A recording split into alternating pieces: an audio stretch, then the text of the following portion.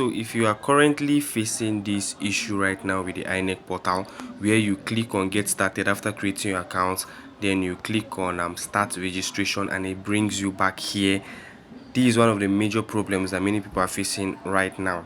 Now there's no need to keep pushing it.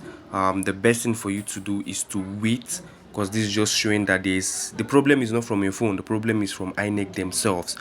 There are two things I'm suggesting. One, either their website is laggy, but it doesn't appear to be laggy, or this is something that they have done on their end.